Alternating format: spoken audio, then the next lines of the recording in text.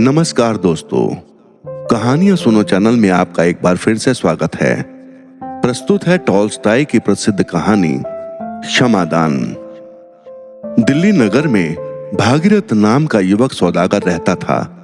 वहां उसकी अपनी 2 दुकानें और एक रहने का मकान था।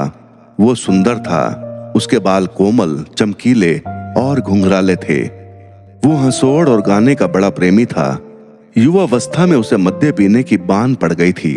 अधिक पी जाने पर कभी कभी हल्ला भी मचाया करता था, परंतु विवाह कर लेने पर मद्य पीना छोड़ दिया था।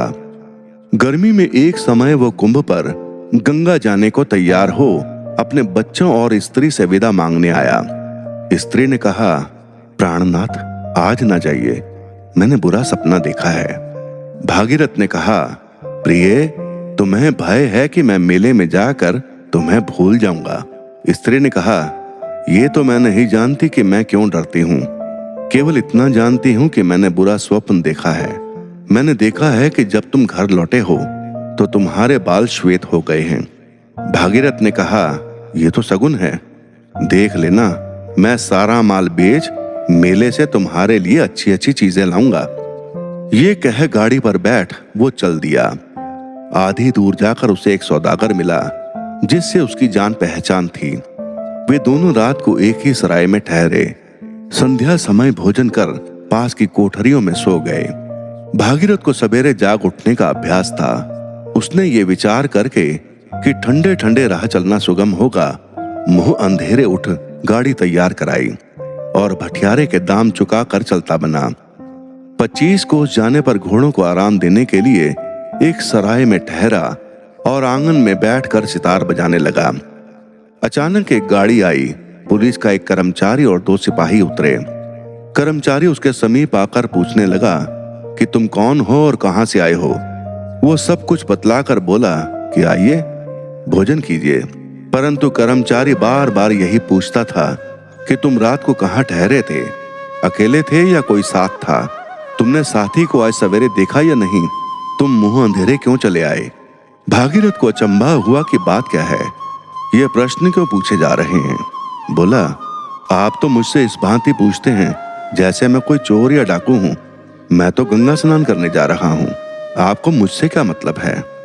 कर्मचारी ने कहा, मैं इस प्रांत का पुलिस अफसर हूं और यह प्रश्न इसलिए करता हूं कि जिस सौदागर के साथ तुम कल रात सराय में सोए थे वो मार डाला गया। हम तुम्हारी तलाशी लेने आए हैं। ये कह वो उसके असबाब की तलाशी लेने लगा। एकाएक थैले में से एक छुरा निकला। वो खून से भरा हुआ था। ये देखकर भागीरथ डर गया।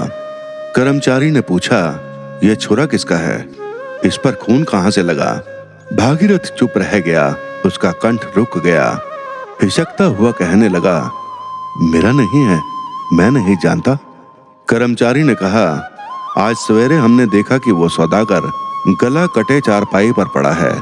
कोठरी अंदर से बंद थी, सिवाय तुम्हारे भीतर कोई न था। अब ये खून से भरा हुआ छुरा इस थैले में से निकला है। तुम्हारा मुख ही गवाही दे रहा है। बस तुमने ही उसे मारा है। बतलाओ, किस तरह मारा और कितने रुपए चुराए हैं। भागीरथ ने सौगंध खाकर कहा, मैंने सौदागर को नहीं मारा। भोजन करने के पीछे फिर मैंने उसे नहीं देखा।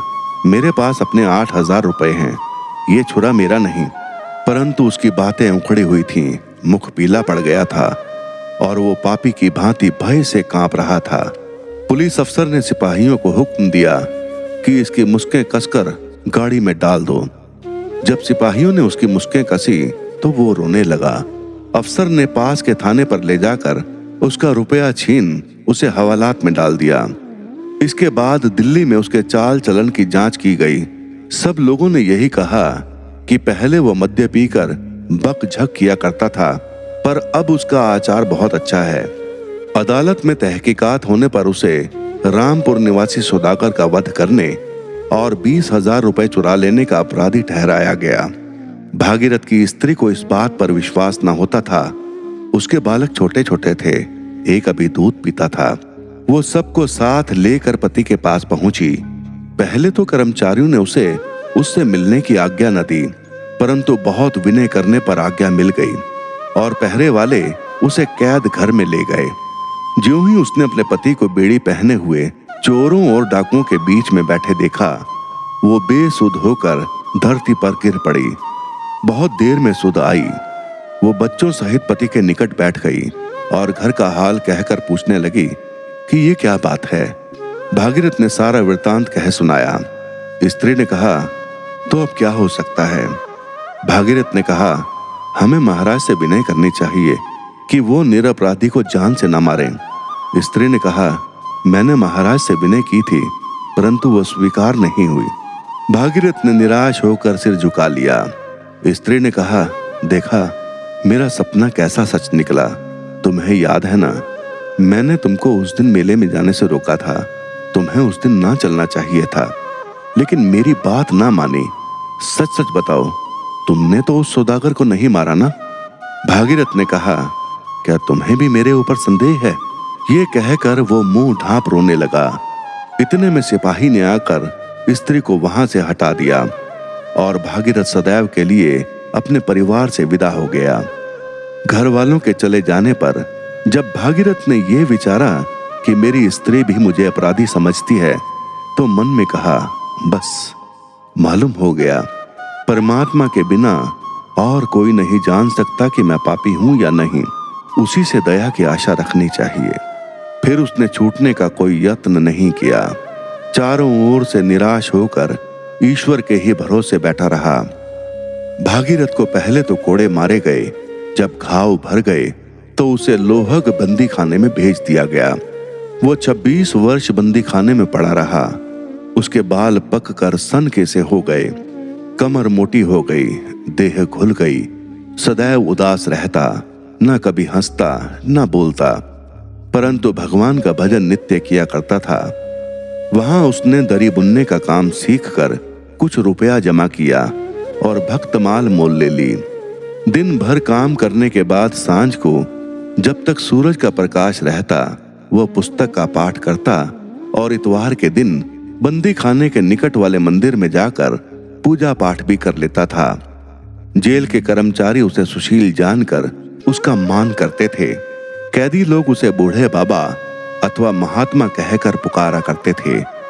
कैदियों को जब कभी कोई अर्जी भेजनी होती तो वे उसे अपना मुखिया बनाते और अपने झगड़े भी उसी से चुकाया करते। उसे घर का कोई समाचार न मिलता था।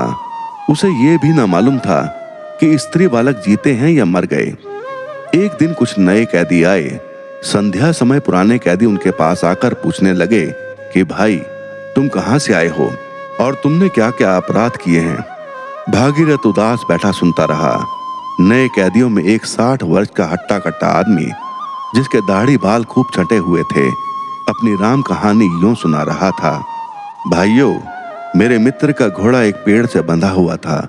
मुझे घर जाने की जल्दी पड़ी हुई थी। मैं उस घोड़े पर सवार होकर चला। वहां जाकर मैंने घोड़ा छोड़ दिया। मित्र कहीं चला गया था। पुलिस वालों ने चोर ठहराकर मुझे पकड़ लिया। यद्यपि कोई ये नहीं बतला सका कि मैंने किसका घोड़ा चुराया और कहां से, फिर भी चोरी के अपराध में मुझे यहाँ भेज दिया गया है।